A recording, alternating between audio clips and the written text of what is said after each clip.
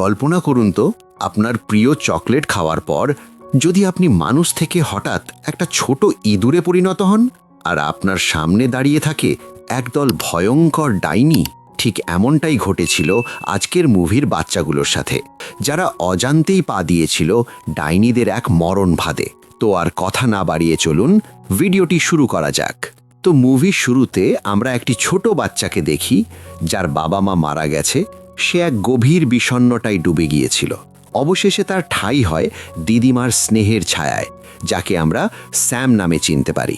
কিন্তু সে খুব উদাস থাকত, কারণ সে তার বাবা মাকে এখনও প্রচুর মনে করত। স্যামের দিদিমা তাকে বড্ড ভালোবাসতেন আর মায়ের মতো আগলে রাখতেন। এত কিছুর পরেও স্যাম যেন নিজেকে সেখানে মানিয়ে নিতে পারছিল না।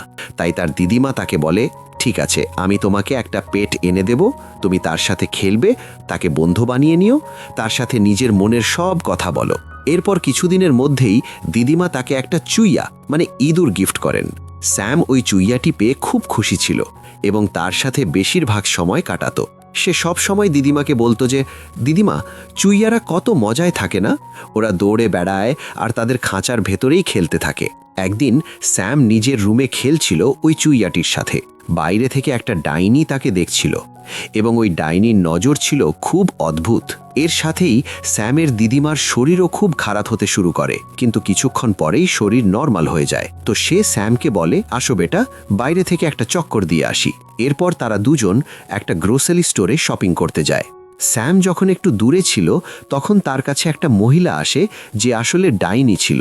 সে স্যামকে চকলেট দেয়। এটা সেই ডাইনিই ছিল যে সেদিন তাদের বাড়ির দিকে তাকিয়েছিল।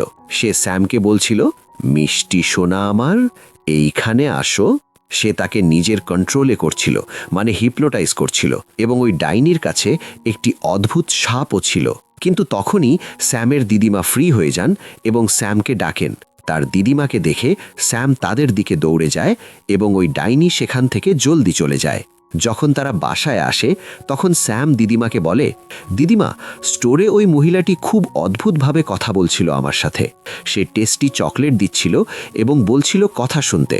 তার কাছে একটা সাপও ছিল। তো দিদিমা তাকে বলেন, আমার সোনা, সে একটা ডাইনি ছিল। আমি তোমাকে কেন বারণ করি কারো কাছ থেকে কিছু না নিয়ে খেতে? কারণ হতে পারে কেউ তাতে কিছু মিশিয়ে দিয়েছে। আর সবচেয়ে বড় কথা হলো, সে যদি সত্যিই কোনো অশুভ শক্তি বা ডাইনি হয়, তবে তার দেওয়া খাবার খাওয়ার কোনো প্রশ্নই ওঠে না। সে নিশ্চিত তোমাকে কোনো জালে ফেলার মতলব করছিল। আমি তোমাকে আমার ছোটবেলার একটা গল্প শোনাই।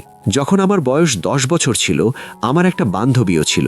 আমরা দুজন কোথাও যাচ্ছিলাম, কিন্তু হঠাৎ হাঁটতে হাঁটতে আমার বান্ধবী সেখান থেকে গায়েব হয়ে গেল।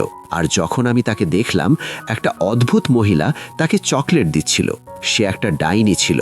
সত্যি বলতে সে ছিল ডাইনিদের হেড। তো আমি আমার বান্ধবীকে নিয়ে সেখান থেকে চলে আসি। পরের দিন যখন মা আমার চুল বেঁধে দিচ্ছিল, আমি দেখলাম আমার বান্ধবী আমার চোখের সামনেই একটি মুরগিতে রূপান্তরিত হয়ে গেল।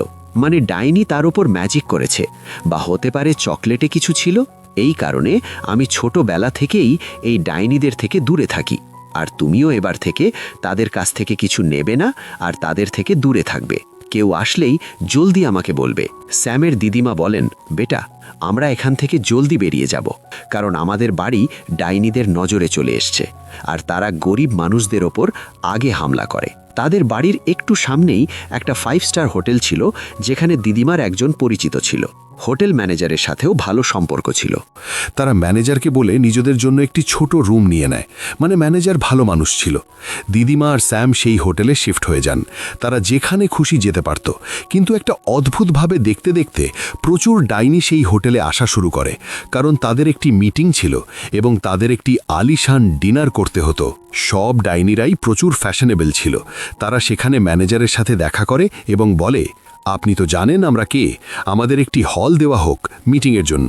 আসলে তাদের প্ল্যান ছিল যে সব বাচ্চাদের কিডন্যাপ করবে বা তাদের এমন চকলেট দেবে যাতে ম্যাজিক পোশন থাকবে, আর সেটা খাওয়ার সাথে সাথেই সব বাচ্চা পশুতে রূপান্তরিত হয়ে যাবে। কারণ এখানের সব বাচ্চাদের প্রচুর অবাধ্য আর তারা পৃথিবীতে থাকার যোগ্যই নয়।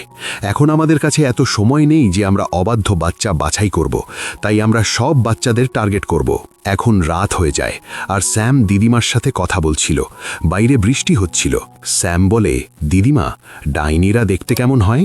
দিদিমা বলেন, বেটা, তাদের আঙুল প্রচুর লম্বা হয়, তাদের নখ প্রচুর নোংরা হয়, এই কারণেই তো তারা গ্লাভস পরে।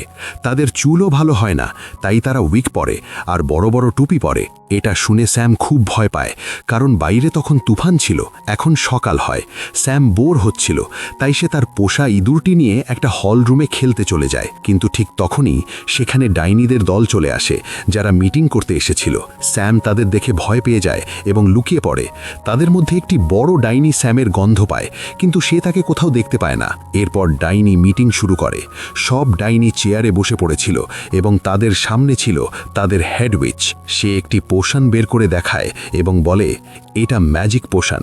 যদি এর এক ড্রপ কোনো চকলেট বা ক্যান্ডিতে দিয়ে দেন, তবে সেই ক্যান্ডিতে এর আছর চলে আসবে, মানে সেটা বাচ্চাদের পশু বানাতে পারবে। সে এর বিষয়ে আরও বলতে থাকে। তখনই সে আবার স্যামের গন্ধ পায়। সে স্টেজের সামনে শুকতে থাকে এবং তার নাক আর মুখখান প্রচুর নোংরা আর ফানি লাগছিল।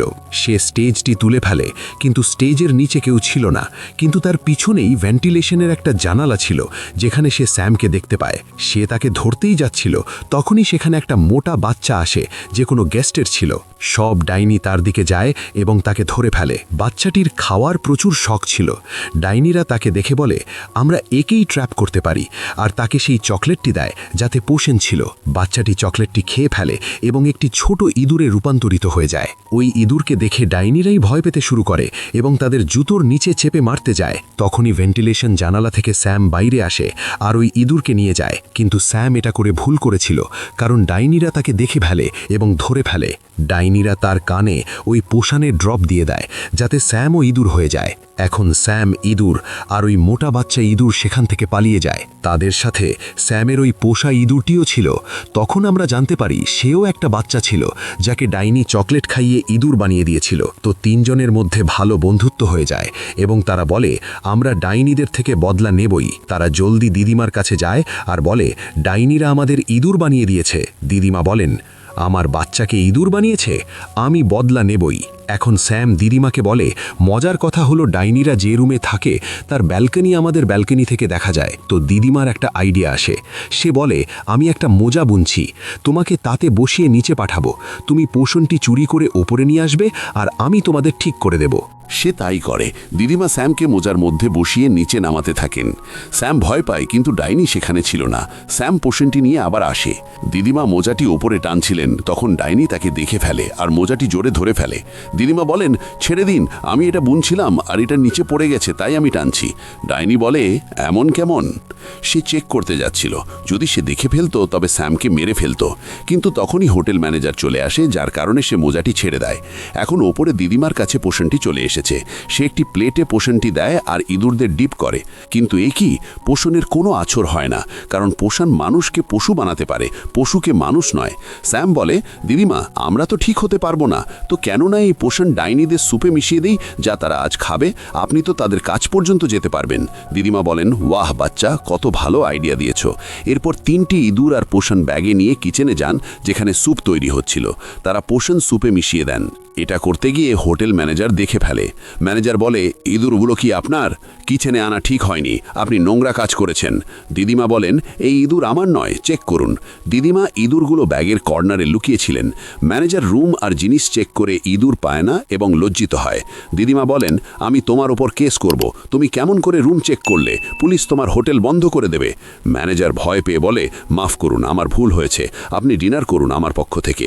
তো দিদিমা নিজের প্ল্যানে সফল হয়ে যান এবং উল্টো খাওয়ারও পেয়ে যান। তখনই ডাইনিদের ডিনারের সময় হয়। ওই স্যুপ ডাইনিরা শুধু নিজেদের জন্যই বানিয়েছিল। এটা আরও ভালো কথা ছিল যে তারা স্যুপ খেয়ে নিজেরাই ইঁদুরে রূপান্তরিত হতে থাকবে। স্যুপ খাওয়ার সাথে সাথেই সবাই ইঁদুরে রূপান্তরিত হতে থাকে। এটা দেখে দিদিমা খুব খুশি হন এবং আমারও দেখে মজা লাগছিল। সেখানকার ওয়ার্কার্স এবং দিদিমা নিজেরাও ইঁদুরদের মারতে থাকেন। কিন্তু একটি খারাপ কথা হলো যে হেডউইচ এখনও স্যুপ টেস্ট করেনি, তাই সে ইঁদুর হয়নি। তাই সেই 3টি ইঁদুর মিলে দারুণ বুদ্ধিমত্তার সাথে একটা ফাঁদ তৈরি করে। তারা তার ফিঙ্গারে ট্র্যাপটি দিয়ে দেয় যাতে ডাইনি চিৎকার করতে থাকে এবং তারা জলদি পোষণ তার মুখে মিশিয়ে দেয়। সেও ইঁদুর হয়ে যায়, কিন্তু বাকি ইঁদুরের চেয়ে একটু বড় ছিল। তারা তাকে একটা গ্লাস কাপে বন্দি করে ফেলে। দিদিমা একটি বিড়ালকে ডাইনির সামনে রেখে দেন, হয়তো বিড়ালটি ডাইনিকে মেরে ফেলবে বা খেয়ে ফেলবে। এখন দিদিমা খুব খুশি হন এবং 3টি ইঁদুরকে ব্যাগে নিয়ে হোটেল থেকে বাইরে আসেন, কারণ ডাইনিদের আর ভয় ছিল না। তারা নিজের বাড়িতেও থাকতে পারত। বাইরে আমরা দেখি মোটা বাচ্চাটির বাবা মা তাদের ছেলেকে খুঁজে না পেয়ে ভীষণ চিন্তিত হয়ে পড়েছেন। যদিও তার মা মোটেও ভালো মানুষ ছিল না, আসলে সে তার ছেলেকে আদৌ ভালোবাসত না। আর যখন বাচ্চাটি ইঁদুরের আওয়াজে কথা বলছিল, সে ভয় পেয়ে যায় এবং বলে, একেই তুমি রাখো, আমি রাখবো না। তো ইঁদুরটিও বলে, ঠিক আছে, আমি আমার বন্ধু পেয়ে গেছি। যাক বাবা, ভাগ্যিস এদের হাত থেকে কোনো মতে প্রাণটা নিয়ে বাঁচা গেল। এখন দিদিমা 3 জনকেই নিজের সাথে নিয়ে আসেন এবং তাদের খাবার খাওয়ান। নতুন জীবন আর নতুন বন্ধু পেয়ে তারা 3 জনই এখন খুব খুশি। আর দিদিমাও আগের মতোই পরম মমতায় তাদের আগলে রাখতেন। মজার কথা হলো, তারা আর কখনো মানুষ হতেই চায়নি। তারা এনজয় করত, খেলতো এবং প্রচুর মজা করত। দিদিমাও তাদের দেখে খুশি হতেন। আর এরই সাথেই এই মুভির হ্যাপি এন্ডিং হয়ে যায়। বন্ধুরা, স্যাম আর তার বন্ধুরা হয়তো সারা জীবনের জন্য ইঁদুর হয়েই রয়ে গেল, কিন্তু তাদের বন্ধুত্ব আর সাহস আমাদের শেখায় যে পরিস্থিতি যাই হোক না কেন, একসাথে থাকলে সব জয় করা সম্ভব। এই কিউট ইঁদুরগুলোর জন্য ভিডিওতে একটা লাইক তো দেওয়াই যায়। আর এমন আরও মুভি এক্সপ্লেনেশন দেখতে চাইলে এক্ষুনি চ্যানেলটি সাবস্ক্রাইব করে বেল আইকনটা চেপে দাও। আর হ্যাঁ, পরের ভিডিও তোমরা কোন মুভির ওপর চাও কমেন্টে অবশ্যই জানিয়ে দাও। দেখা হচ্ছে পরের ভিডিওতে।